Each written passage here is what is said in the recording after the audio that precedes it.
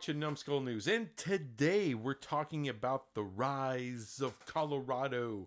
Colorado, who was in a dystopian hellhole of the Pac-12 for years, losing money, losing fans, losing games, losing faith that they would ever amount to anything again.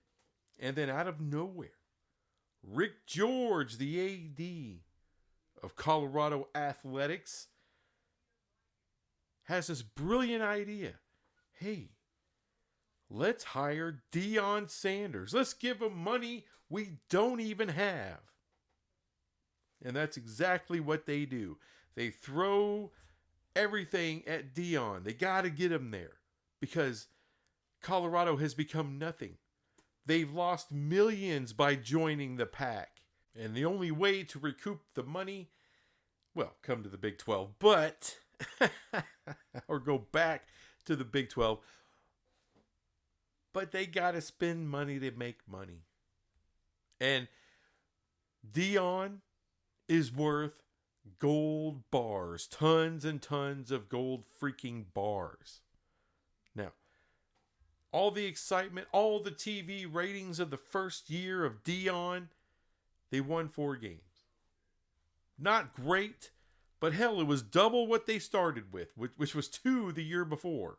And then the next year, their first year back in the Big 12, everyone's doubting the hell out of Colorado. Doubting Deion. Oh, he's a fake, he's a fraudster, he's this, he's that. Well, they went 9-3 in the regular season, in the runnings for the Big 12 conference title appearance. They didn't get there, just missed out. But they were one of the best teams in the Big 12 last year. And of course, what did everybody's been saying about Deion? Soon as his sons graduate, he's gone. Well, what do you know? A 5-year extension with $54 million. He didn't get that from Jerry Jones and the Cowboys or anybody in the NFL. He didn't get that from Florida State. He didn't get that from any other SEC team. He got that from Colorado. Yes, he extended his stay. Now he's going to be there till 2029. I know he's supposed to just do what's best for Deion and move on. Look, he's friends with Jerry Jones. He could have got that job. I don't doubt it for a minute. Jerry loves ratings. He loves people talking about the Cowboys. Deion with the Cowboys, boy, that would be headline stealing shit right there. But Deion wasn't going to do it. What has he said from the beginning? His mission statement is to help these young kids reach their full potential, including their brand and money in their pocket. That's why he's a good recruiter. Talking to these mamas, I want to make your son rich. That's what they want to hear. But on the negative side of things, Shedeur Sanders falls all the way to the 5th round. Why? Well, he screwed up a lot of things, and so did Daddy Deion. They did. They didn't do Shedeur any freaking favors. Now he's in the league. He's got a shot. Even if he gets cut by Cleveland, he'll still have another opportunity in the league. So is that a blemish on the Colorado Buffaloes? Maybe a little. Maybe a little, because their resurgence is solely due to Deion Sanders. So anytime he falters, it stains up the school a little bit. It does. But this is easily forgotten and gotten over, depending on where Colorado falls next year. Now, they got a 5-star recruit coming at quarterback. That's right. He's got transfer portal ads out the ass. He always does. That's how he does business. And it's working.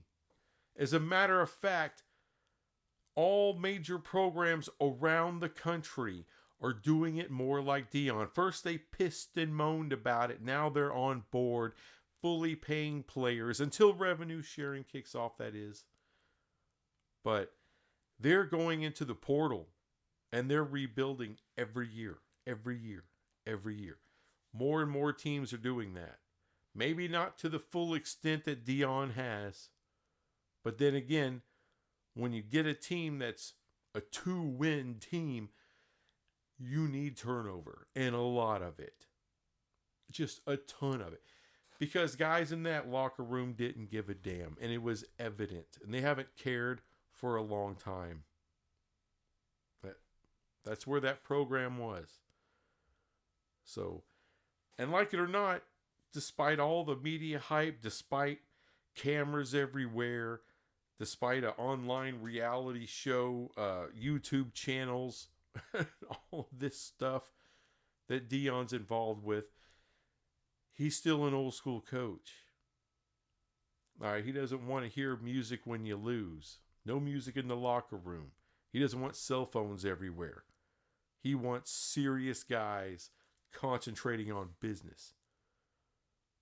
Because he knows what that leads to. It leads to money. Big money. So that's what Dion's always been about. Show me the money. Give me the bag. But it's worked out for him. Especially when you're one of the greatest athletes ever born. It does. But this dude's always marketed the hell out of himself. And now he's showing these kids how to do it. That's Dion's secret sauce. All these people he knows. People that love him. And even though the ratings last year went down a little bit, it's still only a little bit. You're still talking on average 3 to 4 million viewers a week. All right, still one of the top watched programs in the country. That's not going away as long as Dion is there. People are going to tune in. They want to know. This is a saga. This dude knows how to keep interest. Part of that he learned from the Jones family. Despite the Cowboys not winning jack in 30 years, they're still the most watched sports team ever. Ever. A Cowboys game is the most watched TV show every week, all season, every year. Every year. It's not the Chiefs. I'm sorry, it's not the Chiefs. Before them, it wasn't the Patriots. It's not the Eagles. It's not the Giants. It's the Cowboys. It's always been the Cowboys. But with Dion, he just has that secret sauce. He just has it. Do I think they're going to win the Big 12 next year? I doubt it. There's a hell of a lot of good teams. You got to have a proven quarterback. We know he's got some good prospects there. But does he have a legit quarterback? Well, we'll find that out, and so will he. But if you ask me, the way he uses that transfer portal, the coaching staff he does have, and I'm sorry, there's a lot of legit freaking coaches on staff there in Colorado. He'll have that thing turned back around real quick. They'll be competitive. I don't know if they'll be competitive, how competitive next year or not. But the next couple of years, your ass better believe Colorado's going to be right back on top of the Big 12. Dion just knows how to do it. He knows how to sell guys to come there. And it works. It works. Maybe his son fell in the draft. A lot of his other players didn't, including Travis Hunter, number 2 overall. A corner wide receiver hybrid. Just like Dion was. Yeah. So, yeah. Usually it's a quarterback going number 2. Not this year. It's Travis freaking Hunter. A beast. But the story ain't done. It hadn't been written. None of this is done. Despite the chagrin of a lot of people, Dion's still at Colorado. Signed an extension. Making an ass ton of money. Making a huge difference inside the Big 12. You know, there's talk, Colorado is going to try to go to the SEC or go to the Big 10 or whatever. I highly doubt it. I highly doubt it. There's not a lot of realignment left. There's not a lot of seats left. Colorado's a great story, but there's a lot. That rebuild is still taking place. It's only been a couple of years. You're not going to get to the big two based off of a couple of years. Okay? But it's a hell of a fun ride. Despite any talk of that BS, which is all, sorry, BS. Just is. It has been one hell of a fun ride, and we're still on it. We're still on it, doing the loop-de-loops. Colorado's a fun damn program to follow and watch, and they're in the Big 12. It's an incredible blessing for us. It's awesome for us. For this guy, yeah. I don't know. Look, I'm friends with people that hate Dion. Okay. But I like him. I like him. The dude's just a likable dude. Maybe you don't. It just grates on you. I get it. He's polarizing.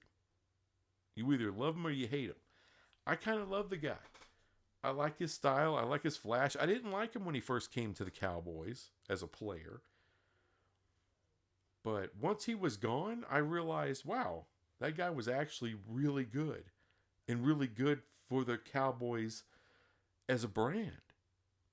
He actually helped elevate an already elevated freaking team. Incredible what this guy can do. So, it seems to me he's earnest in teaching and molding young men and helping them become good men and good citizens of the United States. He feels that he's been called from God to do that. And maybe you think, oh, how can you talk about God when you got all these gold chains? And it's flash and dash. Some guys spend $600 on a cowboy hat. You know, he has a gold chain. Who cares? Same difference, just different cultures. Bottom line, so far, Dion in Colorado has been true to his word. True to his word. He hadn't left. As a matter of fact, he re-upped and committed for more money, more years. Even with his son's gone, he's going to still be there. Wow. Sounds like a lot of people don't know what the hell they're talking about when it comes to Deion Sanders. All I'm saying is next year, 2025, don't completely write them off. Don't write them off. I'm not saying they're going to win the conference, but I'm not saying they're going back to 4-8 either. He's still got a good team. Does it still need a little work? Every team needs a little work. Every team. Quarterback's a big one. If he actually hits on a quarterback next year, oh, this conference is going to be sick. It's just going to be sick. I don't think I don't have them at the top of the conference this next year. But 2026, 2027, oh man, I would not doubt if Colorado is right back up there and being talked about as far as Big 12 championship, playoff, possible run. Who knows? Anyway, thanks for watching this crap, and I'll be back with some other crap later. Bye.